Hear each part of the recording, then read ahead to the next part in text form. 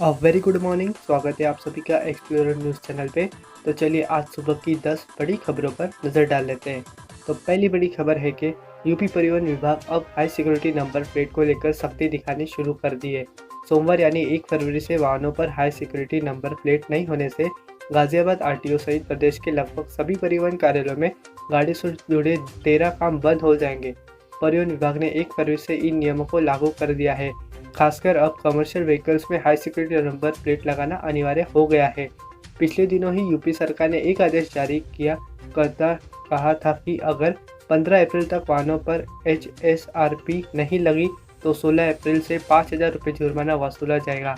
1 फरवरी से गाजियाबाद और नोएडा सहित प्रदेश के सभी आरटीओ में बिना HSRP के वाहनों के रजिस्ट्रेशन सर्टिफिकेट की सेकेंड कॉपी, वाहन का रजिस्ट्रेशन ट्रांसफर, पता परिवर्तन, रजिस्ट्रेशन का नवीनीकरण, अनापत्ति प्रमाण पत्र, हाइपोसेक्शन कैंसिलेशन, हाइपोसेक्शन एंडोर्समेंट, नया परमिट, अस्थायी परमिट, विशेष परमिट, ईएमआई वाले वाहनों का निस्तारण, मंथली टैक्स और नेशनल परमिट के काम नहीं होंगे। अगली बड़ी खबर है कि बीते साल 30 जनवरी को देश में कोरोना वायरस का पहला मामला सामने आया था। यह मामला केरल राज्य में सामने आया था। एक साल बीत जाने के बाद भारत में कोरोना के खिलाफ टीकाकरण अभियान शुरू हो गया है। देश भर में रोजाना आने वाले कोरोना संक्रमितों की संख्या भी घट रही है, लेकिन दो राज्य अभी भी चिंता का कारण बने हुए हैं। ये राज्य केरल और महाराष्ट्र है, जहां अभी भी कोरोना वायरस के सबसे ज्यादा सक्रिय मामले हैं। केंद्रीय स्वास्थ्य सचिव राजेश भूषण जी के मुताबिक केरल और महाराष्ट्र की देश के कुल सक्रिय मामले में 67% हिस्सेदारी है। सिर्फ यही दो ऐसे राज्य हैं जहां कोरोना के सक्रिय मामले 40,000 के पार है। अगली बड़ी खबर है कि 1 फरवरी यानी आज सोमवार को वित्त मंत्री निर्मला सीतारमण देश का आम बजट पेश करने वाली है। कोरोना काल में पेश होने वाले बजट से आम आदमी, किसान, उद्योगपतियों से लेकर टैक्स पेयर्स तक सभी को कई उम्मीदें हैं। केंद्र सरकार 2022 तक किसानों की आय दोगुना करने के मकसद को ध्यान में रखते हुए कृषि कर्ज, एग्रीकल्चर लोन का लक्ष्य बढ़ाकर करीब 19 लाख करोड़ रुपए कर सकती है।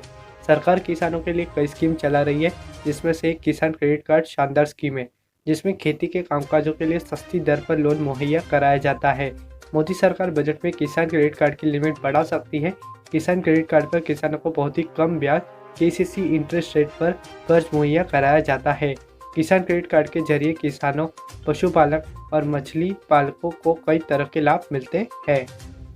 अगली बड़ी खबर है कि प्रधानमंत्री नरेंद्र मोदी जी ने कहा कि अगर गरीब बैंकों तक नहीं पहुंच सकते तो बैंकों को गरीबों तक पहुंचाया जाए।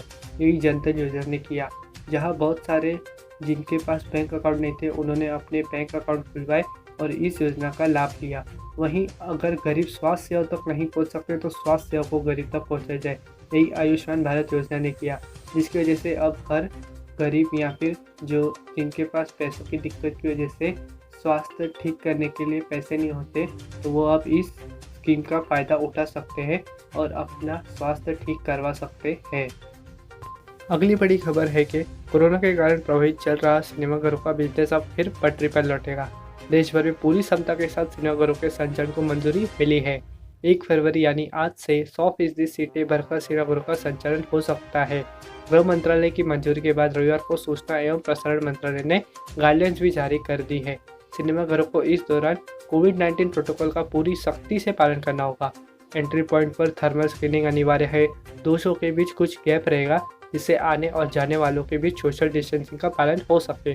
केंद्रीय सूचना एवं प्रसारण मंत्री प्रकाश जावड़ेकर ने रविवार को अपने आवास पर फिल्म स्क्रीनिंग से जुड़ी नए स्टैंडर्ड ऑपरेटिंग प्रोसीजर SOP के बारे में जानकारी दी।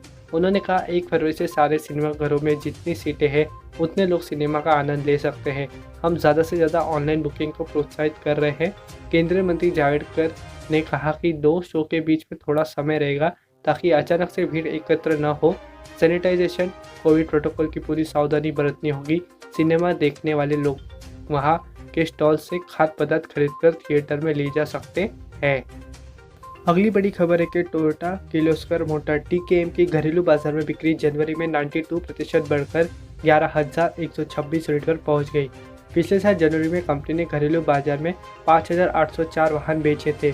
TKM के वरिष्ठ उपाध्यक्ष नवीन सोनी ने रविवार को बयान में कहा, हमारे लिए नया साल सकारात्मक रूप के साथ शुरू हुआ है और हमारी बिक्री मजबूत रही है। हमारी थोक बिक्री काफ़ी उत्साहजनक है और साथ ही बुकिंग ऑर्डर भी। उल्लेखनीय रूप से बढ़े हैं। उन्होंने कहा कि कंपनी ने इस साल नई फॉर्च्यूनर और लीजेंडर पेश की है। इन दोनों मॉडलों को ज़बरदस्त प्रतिक्रिया मिली है। उन्होंने कहा कि पिछले साल नवंबर में पेश की गई नई इनोवा क्रिस्टा को भी अच्छी प्रतिक्रिया मिली है। टोयोटा मोटर्स ने बताया कि इस साल उसकी बिक्री में 11.3% की गिरावट आई है। ऐसे में कंपनी ने इस साल पूरे विश्व में 9,528 कारों की बिक्री की। वहीं जर्मन कार निर्माता कंपनी वॉल्क्सवैगन के जारी आंकड़ों पर नजर डालें तो उसकी कारों की बिक्री में भी 15.2% की गिरावट आई है।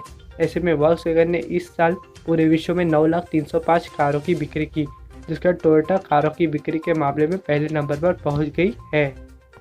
अगली बड़ी खबर है कि गंगा की लहरों से बनारस के विश्व विख्यात घाटों की ठाठ निहारने के लिए पीएम मोदी की तरफ से काशी को एक और नया क्रूज का तोहफा मिला। रविवार को लग्जरी क्रूज रविदास घाट पहुंच गया। इसकी अगवानी पर्यटन मंत्री डॉक्टर नीलकंठ तिवारी ने की। केंद्रीय पर्यटन मंत्रालय और राज्य के निर्माण निगम ने गोवा शिपिंग यार्ड में 10 करोड़ रुपए की लागत से क्रूज का निर्माण किया गया है। यह क्रूज अप्रैल में ही बनकर तैयार था, लेकिन कोरोना के चलते हैंडओवर होने में काफ़ी देर हुई। इस क्रूज के बारे में बताते हुए पर्यटन अधिकारी कीर्तिमान श्रीवास्तव ने बताया कि पर्यटकों के लिए इससे दिन में 3 बार 80 घाट से राजघाट के बीच चलाया जाएगा। किराए के बारे में बताया कि ऑपरेशनल खर्चे के बाद जो खर्च आएगा उसके हिसाब से पर्यटकों के लिए किराया निर्धारित किया जाएगा। वहीं इस क्रूज के कैप्टन सुरेश जी नेवी के पूर्व अधिकारी है और इस क्रूज के कंसल्टेंट के तौर पर इस क्रूज के साथ राज्य पर्यटन विभाग को सुपुर्द करने रविदास घाट आए। उन्होंने बताया कि गोवा से चलकर ये क्रूज केरल कोलकाता के रास्ते बनारस तक आया। इसकी क्षमता 80 लोगों की है। अगली बड़ी खबर है कि देश से ही सही लेकिन पाकिस्तान में भी अब कोरोना टीकाकरण का रास्ता साफ होता जा रहा है। पाकिस्तान की इमरान सरकार अभी तक कोरोना टीके का एक भी डोज खरीद तो नहीं पाई है, लेकिन चीन ने उसे 5 लाख डोज मुफ्त में दिए हैं, जिसे लाने के लिए पाकिस्तान से विमान भेजा गया है। चीनी डोज के पहुंचने से पहले पाकिस्तान उस समय गदगद हो गया जब उसके लिए 1.70 करोड़ भारतीय टीके मुफ्त मिलने का रास्ता साफ हो गया। उसे कोवाक्स प्रोग्राम के तहत यह खैरात मिलने जा रही है।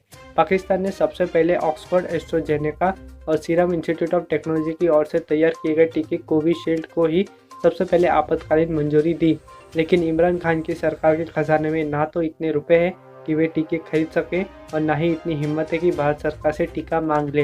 हालांकि पाकिस्तान ने इसे बैकडोर से पाने की कोशिश के तहत राज्य सरकारों और निजी सेक्टर को खरीद की छूट दे दी थी। अगली बड़ी खबर है कि रेलवे ने वेस्ट सेंट्रल रेलवे के तहत ट्रेड अप्रेंटिस के पदों के लिए आवेदन मांगे हैं। इच्छुक एवं योग्य उम्मीदवार जो इन पदों के लिए आवेदन करना चाहते हैं वे WCR की आधिकारिक वेबसाइट wcr.indianrailways.gov.in पर जाकर आवेदन कर सकते हैं। इन पदों के लिए आवेदन करने की अंतिम तिथि 27 फरवरी 2021 तक है। इन भर्ती प्रक्रिया के तहत संगठन में 561 पदों को भरा जाएगा। साथ ही उम्मीदवार को अप्रेंटिसशिप की आधिकारिक वेबसाइट apprenticeshipindia.org पर जाकर अपना पंजीकरण कराना होगा। आवेदन करने की तिथि 28 जनवरी 2021 है। आवेदन करने की अंतिम तिथि 27 जनवरी 2021, त्रुटि सुधार की तिथि 28 फरवरी से 2 मार्च 2021 तक है। उम्मीदवार जो इन पदों के लिए आवेदन करना चाहते हैं उन्हें 50% अंकों के साथ 10वीं कक्षा उत्तीर्ण किया हुआ होना चाहिए और उनके पास ITI का संबंधित ट्रेड में सर्टिफिकेट भी होना चाहिए। उम्मीदवार की आयु सीमा 15 से 24 वर्ष के बीच होनी चाहिए। चयन प्रक्रिया में कक्षा 10वीं के अंकों से एक मेरिट लिस्ट तैयार किया जाएगा। उम्मीदवारों का चयन मेरिट लिस्ट के आधार पर किया जाएगा। अन्य श्रेणी से संबंधित उम्मीदवारों को आवेदन शुल्क के रूप में 170 रुपये का भुगतान करना होगा और अनुसूचित जाति, अनुसूचित जनजाति, PWD से संबंधित उम्मीदवारों और महिला उम्मीदवारों को आवेदन शुल्क के रूप में 70 रुपये का भुगतान करना होगा। अगली बड़ी खबर है कि पश्चिम बंगाल में PM नरेंद्र मोदी केंद्र सरकार की 3 परियोजनाओं का उद्घाटन करेंगे। इसके लिए वे 7 फरवरी को पश्चिम बंगाल के हल्दिया पहुंचेंगे।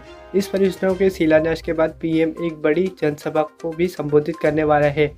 बंगाल के तमाम भाजपा कार्यकर्ता PM मोदी की इस जनसभा की तैयारियों में जुट गए हैं। हल्दिया में PM मोदी जिन परियोजनाओं का उद्घाटन करने वाले हैं उनकी लागत करीब 5,000 करोड़ रुपये बताई जा रही है। इन परियोजनाओं में पेट्रोलियम मंत्रालय के 3 प्रोजेक्ट के उद्घाटन के बाद PM मोदी लोगों को संबोधित करने वाले हैं। PM मोदी का ये दौरा काफ़ी अहम माना जा रहा है। पश्चिम बंगाल में अप्रैल मई में विधानसभा चुनाव होने जा रहे हैं। ये PM मोदी का पश्चिम बंगाल के लिए पहला दौरा है। ये 15 दिनों के लिए होगा। इससे पहले वे 23 जनवरी को नेताजी सुभाष चंद्र बोस जी की जयंती पर पश्चिम बंगाल पहुंचे थे। तो इसी के साथ आज सुबह की हमारी 10 बड़ी खबरें भी समाप्त होती है। अगर वीडियो पसंद आया हो लाइक कीजिए, शेयर कीजिए, सब्सक्राइब कीजिए और बेल आइकन दबाइए तो रोज़ाना आपको हमारी तरफ से नियमित अपडेट्स मिलते रहेंगे। आपका हमसे जुड़ने के लिए तहे दिल से बहुत बहुत धन्यवाद।